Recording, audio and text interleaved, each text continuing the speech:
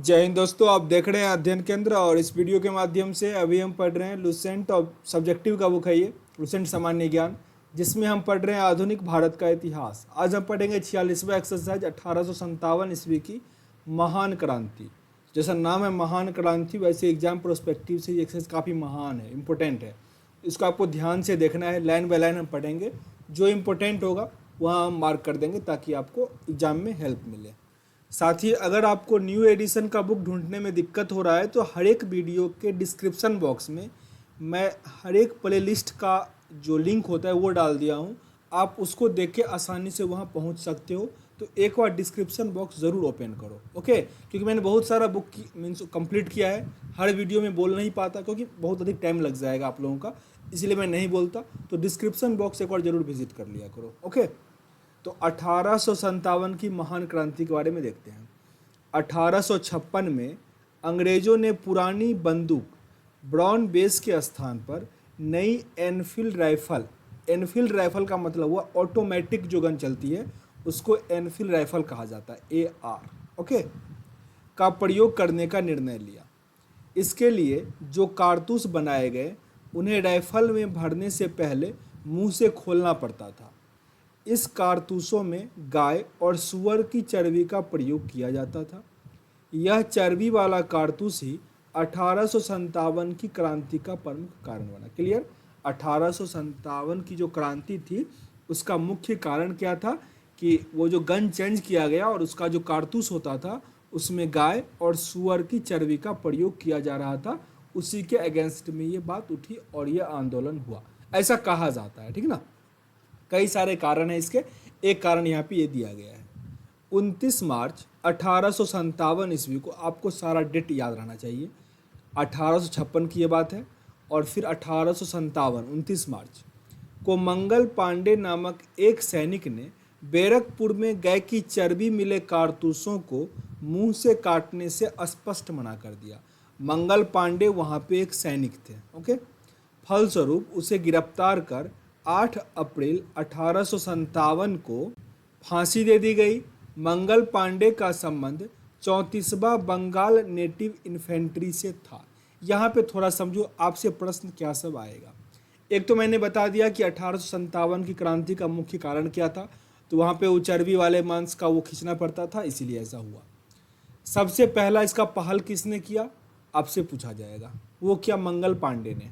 मंगल पांडे ने, अगर याद रख सको तो बंगाल नेटिव इन्फेंट्री का ये सैनिक था, याद रख लेना, ठीक ना। मंगल पांडे का नाम नहीं भूलना जब भी 1857 का विद्रोह होगा, क्योंकि इन्होंने ही इसके अगेंस्ट आवाज़ उठाया।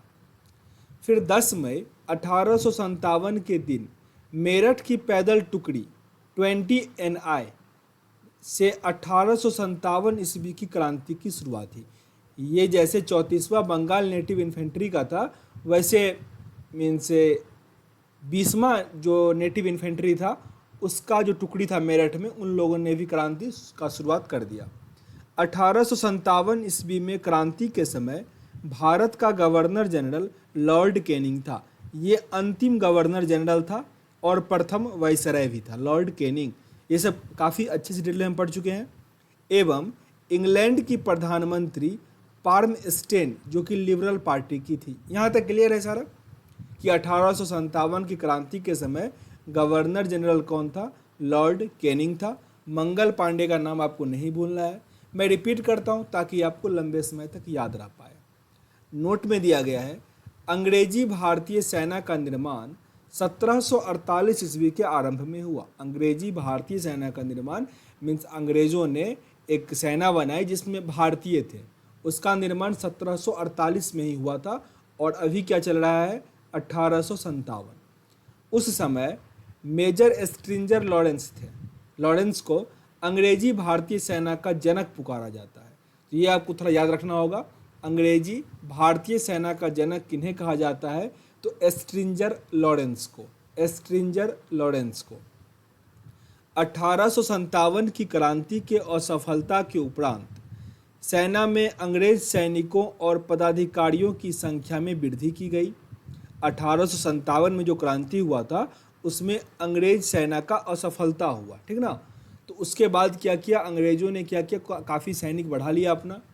बंगाल की सेना में भारतीयों और अंग्रेज सैनिक का अनुपात 2:1 रखा गया। मीन्स भारतीय सैनिक अगर 20 थे तो अंग्रेज सैनिक क्या थे, 10 थे। बम्बई और मद्रास में सैनिकों का अनुपात जैसे 50 और 20 का रखा गया होगा, ठीक ना। आपको ये रेशियो थोड़ा भी इम्पोर्टेंट नहीं है, लेकिन याद रखो, डिस्क्रिप्टिव राइटिंग में अगर लिखते हो तो आपको ये हेल्प कर देगा। जैसे बीपीएससी में होगा, इसमें लिखोगे तो आपको हेल्प कर देगा, ठीक ना। लेकिन ये याद रखना है कि 1857 में स्टार्टिंग में अंग्रेजों की असफलता थी, उसके बाद इसने क्या किया, अपना सैनिक बढ़ा लिया। 1857 के मामले की जांच हेतु पील कमीशन को नियुक्त किया गया। 1857 के मामले हेतु पील कमीशन का संबंध किससे था, तो 1857 में जो क्रांति हुआ था उस पर चेकिंग करने के लिए बिहार, अवध तथा अन्य उन स्थानों के व्यक्तियों को जिन्होंने 1857 की क्रांति में भाग लिया था गैर लड़ाकू घोषित किया गया और सेना में उनकी संख्या कम कर दी गई। मीन जिन लोगों ने उसमें पार्टिसिपेट किया था उन लोगों को सेना में से निकाल दिया गया, ओके। तथा सिख, गोरखा और पठानों को जिन्होंने 1857 की क्रांति को दबाने में अंग्रेज की मदद की थी लड़ाकू जातियां घोषित कर दी गई।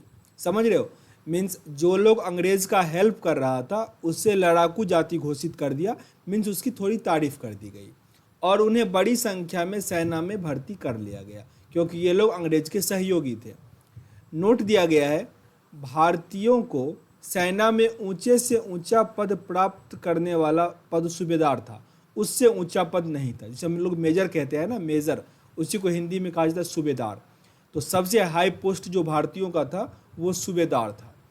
हीरोज ने लक्ष्मीबाई की वीरता से प्रभावित होकर कहा था कि क्रांतिकारियों में वह एक अकेली मर्द थी।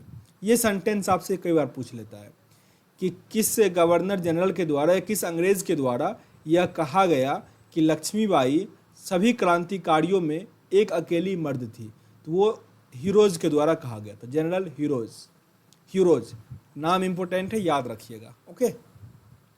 1857 ईस्वी की क्रांति के बारे में इतिहासकारों का मत अलग अलग है। इस सेट इतिहासकार दिए गए हैं।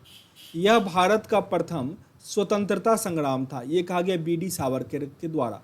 1857 की जो क्रांति हुई उसके बारे में बी डी सावरकर ने कहा कि यह भारत का प्रथम स्वतंत्रता संग्राम था। यह एक राष्ट्रीय विद्रोह था, नेशनल मूवमेंट था, यह कहा गया था डिज़रायली के द्वारा। यह पूर्णतः सिपाही विद्रोह था, मतलब पूरी तरह से सिपाही विद्रोह था, यह कहा गया था सर जॉन लॉरेंस एवं सीले के द्वारा।